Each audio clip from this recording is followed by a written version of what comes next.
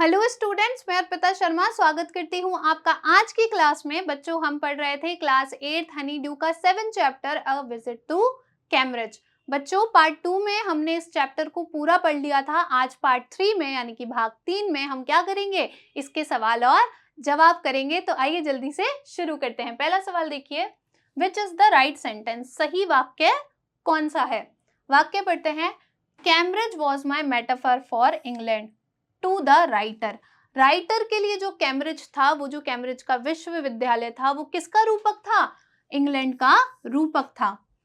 अब इसके ऑप्शंस देखिए। Cambridge was a reputed university in England, कि जो कैम्ब्रिज है वो क्या है? इंग्लैंड के अंदर एक विश्वविद्यालय है जो कि बहुत रेप्यूटेड है या प्रसिद्ध है। दूसरा, England was famous for Cambridge. जो इंग्लैंड है वो किसके लिए प्रसिद्ध है? कैम्ब्रिज की वजह से प्रसिद्ध है। तीसरा, Cambridge was the real England, और कैम्ब्रिज ही क्या है? वास्तव में इंग्लैंड है। तो इसका जवाब क्या होना चाहिए बच्चों?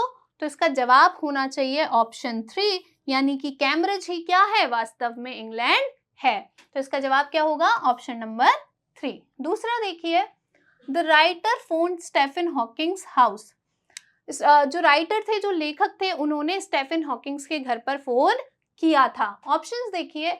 From the nearest phone booth, सबसे पास ही के, उन्होंने फोन कहां से किया था? सबसे पास ही के फोन बूथ से। दूसरा option, from outside a phone booth, बाहर, एक फोन बूथ के बाहर से उन्होंने फोन किया था। और तीसरा, from inside a phone booth, क्या उन्होंने अंदर जाकर फोन बूथ के फोन किया था। तो देखिए इसका जवाब क्या होना चाहिए? इसका जवाब होना चाहिए ऑप्शन 2। उन्होंने कहां से फोन किया था? याद है, हमने पढ़ा था कि उन्होंने क्या किया था? एकदम टेयर कर दिया था, यानी कि वो तोड़ ही देते। उन्होंने इतना बाहर तक उस फोन के तार को खींचा था। तो इसका जवाब होगा from outside a phone booth, यानी कि फोन बूथ के बाहर से। तो ऑप्शन नंबर 2। तीसरा देखिए, every time he spoke to the scientist, जब भी वो वैज्ञानिक से बात कर रहे थे, द राइटर फेल्ट गिल्टी, तो वो जो राइटर थे, वो जो लेखक थे, उनको बहुत ही दोषी महसूस हो रहा था। बिकॉज, क्योंकि, क्यों महसूस हो रहा था? ऑप्शन देखिए। He was not sure what he wanted to ask, क्योंकि उन्हें नहीं पता था कि उन्हें साइंटिस्ट से, वैज्ञानिक से क्या पूछना है। दूसरा, he force the scientist to use his voice synthesizer, वो बल दे रहे थे साइंटिस्ट पर, वैज्ञानिक पे, उनका जो सिंथेसाइजर था, उनकी जो मशीन थी, उसको यूज करने के लिए, उपयोग करने के लिए। तीसरा, he was face to face with a legend, और तीसरा वो इसलिए क्योंकि वो एक लेजेंड के साथ, बहुत ही प्रसिद्ध व्यक्ति के साथ क्या थे? आमने सामने बैठे थे। तो इसका ऑप्शन क्या, आंसर क्या होना चाहिए बच्चों? Option 2।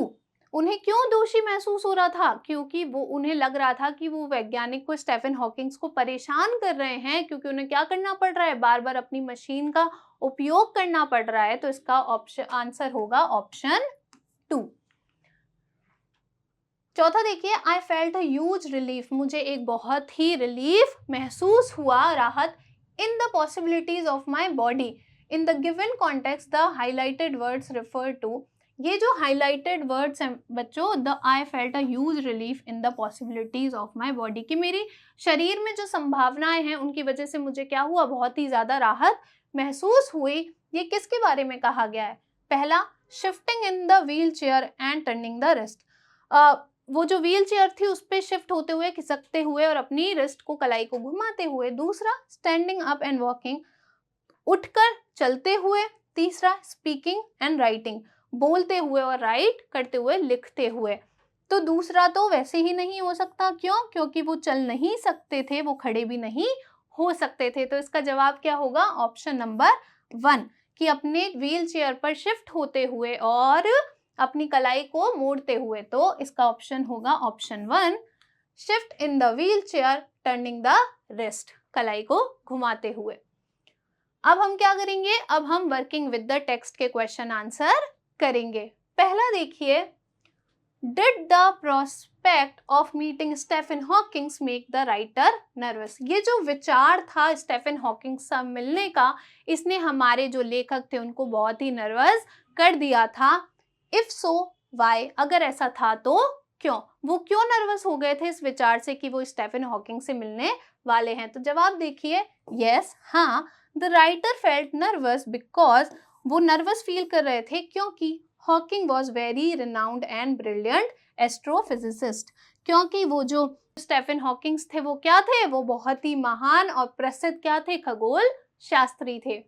He had authored one of the biggest bestseller ever. उन्होंने क्या लिखा था, वो एक लेखक भी थे किसके, सबसे ज्यादा बिकने वाली एक पुस्तक के, जिसका नाम था A Brief History of Time. He was a worthy successor, और यहाँ पे और नहीं आएगा बच्चों, ऑफ आएगा। वो क्या थे, एक बहुत उत्तराधिकारी भी थे किसके, इसाक न्यूटन के, एट द यूनिवर्सिटी, उस विश्वविद्यालय में। कहाँ के, कैम्ब्रिज के विश्वविद्यालय में। The thought to meet with such a great personality, ऐसी प्रसिद्ध और ऐसी ग्रेट पर्सनैलिटी से मिलने के विचार को लेकर मेड द राइटर नर्वस, इस विचार ने उनको क्या कर दिया, बहुत ही ज्यादा नर्वस कर दिया था। दूसरा देखिए, did he at the same time feel very excited, if so why, क्या वो बहुत ही ज्यादा खुश और प्रसन्न भी हो गए थे इस विचार से कि वो स्टीफन हॉकिंग से मिलने वाले हैं, और अगर ऐसा था तो क्यों। तो ऐसे हो गए थे क्या वो खुश, हाँ वो हो गए थे। तो इसका जवाब क्या होगा, यस, हाँ, he felt very excited because to see somebody like you, क्योंकि अपने जैसे किसी व्यक्ति को देखना, अचीविंग समथिंग ह्यूज, जो कि क्या कर रहा है, बहुत बड़ी कोई चीज उपलब्ध कर रहा है या उपलब्धि ले रहा है, मेक यू स्ट्रॉन्गर, वो आपको क्या कर देता है, और ज्यादा स्ट्रॉन्ग, बहादुर बना देता है। दूसरा देखिए, guess the first question put to the scientist by the writer, पहले सवाल के बारे में सोचिए जो हमारे लेखक ने हमारे साइंटिस्ट से, वैज्ञानिक से पूछा था। तो इसका जवाब देखिए, the writer's first question to the scientist might have been, उनका जो पहला सवाल है वो रहा होगा अबाउट किसके बारे में, his disability and how he had been so brave, उनकी डिसेबिलिटी यानी कि निशक्तता के बारे में, और वो कैसे अभी तक भी बहुत ज्यादा बहादुर रहे हैं। हिज एक्चुअल वर्ड्स वर, उनके जो वास्तव में शब्द थे वो क्या थे, you have been very brave, कि आप क्या रहे हैं, बहुत ज्यादा बहादुर रहे हैं। हैवंट यू, क्या ऐसा नहीं है, यानी कि आप बहुत ज्यादा बहादुर रहे हैं, ऐसा है। तीसरा देखिए, Stephen Hawking said, Stephen Hawking ने कहा, आई हैड नो चॉइस, मेरे पास कोई विकल्प नहीं था। Does the writer think there was a choice, क्या हमारे जो लेखक हैं उनको लगता है कि उनके पास कोई विकल्प था, यानी कि स्टीफन हॉकिंग के पास कोई विकल्प था। व्हाट वाज इट, और वो क्या था। तो इसका जवाब देखिए, यस, हाँ, the writer thinks there was a choice of living creatively with the reality of his disintegrating body, हमारे जो लेखक थे उनको लगता था कि जो विकल्प स्टीफन हॉकिंग्स के पास था वो क्या था, एक शरीर रहित बॉडी के साथ इतने रचनात्मक तरीके से रहना, ये उनका एक विकल्प था। चौथा देखिए, I could feel his anguish, मैं उनकी वेदना को महसूस कर पा रहा था। What could be the anguish, और वो जो वेदना थी आखिर वो क्या हो सकती है। याद कीजिए, राइटर ने कहा था ना कि मैं उनकी जो वेदना है उसको महसूस कर पा रहा था, तो यहाँ पे यही पूछा गया है कि वो जो वेदना थी आखिर वो किस चीज को लेकर थी। तो इसका जवाब देखिए, the anguish could be for the difficulty in finding the right words, ये जो एंग्विश हो सकती है, वेदना हो सकती है, ये किसको लेकर हो सकती है, उनको जो परेशानी या कष्ट आ रहे थे शब्द ढूंढने में, किस पर, on the computer with the pale fingers, उनकी पीली पड़ी हुई उंगलियों से उनको सही शब्द ढूंढने में जो दिक्कत आ रही थी, कष्ट आ रहे थे अपने कंप्यूटर में, ये वेदना उसी को लेकर हो सकती है। अगला देखिए, what indeed the scientist to the writer so that he said he was looking at one of the most beautiful man in the world, ऐसा क्या वैज्ञानिक में था जो राइटर ने उनसे कहा कि वो विश्व के सबसे सुंदर व्यक्तियों में से एक व्यक्ति को देख रहे हैं। तो इसका जवाब देखिए, the scientist frank admittance about his annoyance for meeting a visitor indeed him to the writer, हमारे जो साइंटिस्ट थे उनका जो खुलापन था, किसको, इस चीज को एक्सेप्ट करने के लिए, इस चीज का स्पष्टीकरण देने में के लिए कि जब भी वो अनॉय होते थे यानी कि परेशान होते थे, कोई उनसे मिलने आता था, इस चीज को लेकर क्या थे, वो बहुत ज्यादा, हमारे जो राइटर थे, लेखक थे, वो बहुत ज्यादा प्रसन्न हो गए थे। अगला देखिए, read aloud the description of the beautiful man which is the most beautiful sentence in the description. Read aloud the description of the beautiful man. जो beautiful man है, जो सुंदर व्यक्ति हैं, उनके विवरण के बारे में जोर से पढ़िए. Which is the most beautiful sentence? इस कहानी में सबसे सुंदर वाक्य कौन सा है जो किसका विवरण देने के लिए उपयोग किया गया है? ब्यूटीफुल मैन का जो विवरण है उसको देने के लिए उपयोग किया गया है. तो इसका आंसर देखिए, बिफोर यू, आपके सामने, लाइक अ लालटेन हुज वॉल्स आर वॉर्न, एक लालटेन जिसकी दीवारें क्या हो चुकी हैं, घिस चुकी हैं, सो थिन, इतनी पतली हैं, you glimpse only the light inside, कि सिर्फ आप उसके अंदर की ऊर्जा ही देख पाते हैं, is the incandescence of a man, और ये क्या है, एक प्रतिभा है, आंतरिक ऊर्जा है.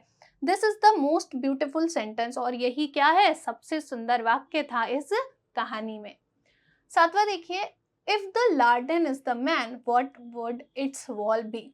अगर जो लालटेन है वो एक व्यक्ति को दर्शाता है, एक मैन को दर्शाता है, तो उसकी जो दीवारें हैं वो क्या हो सकती हैं.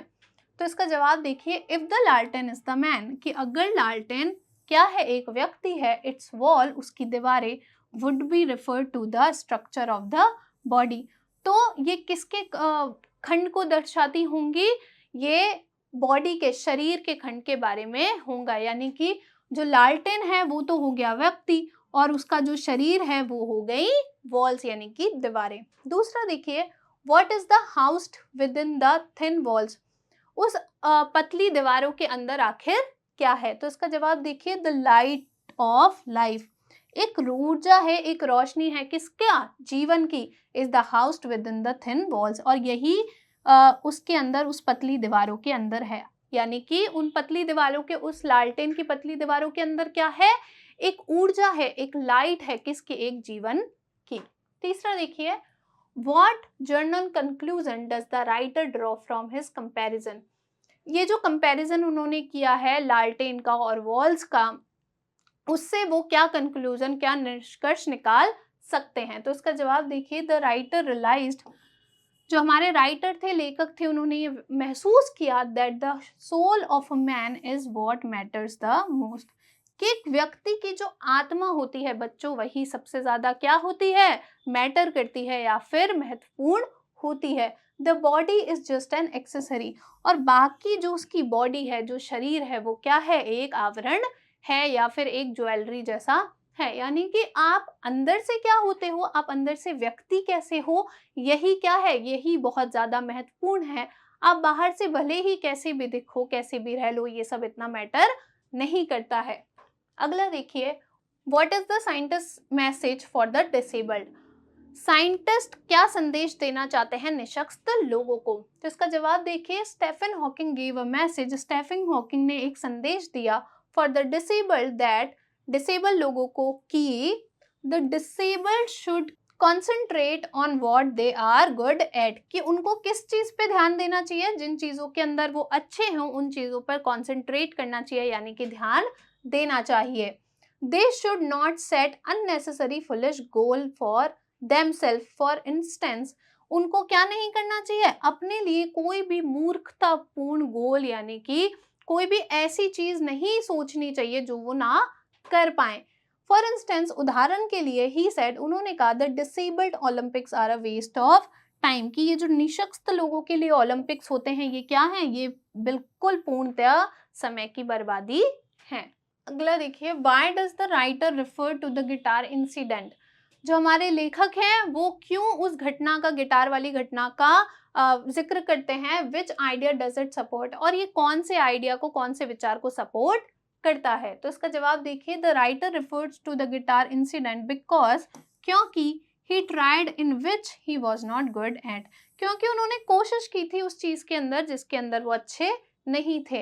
एंड दस वेस्टेड हिज टाइम, और इसी कारण उन्होंने क्या किया था, अपना समय भी बर्बाद किया था. इट सपोर्ट्स द आइडिया, ये कौन से विचार को सपोर्ट करता है, to concentrate in which you are good at, वो इस विचार को सपोर्ट करता है कि आपको सिर्फ वही चीजें करनी चाहिए जिसके अंदर आप अच्छे हो. अगला देखिए बच्चों, the writer expresses his great gratitude to Stephen Hawking.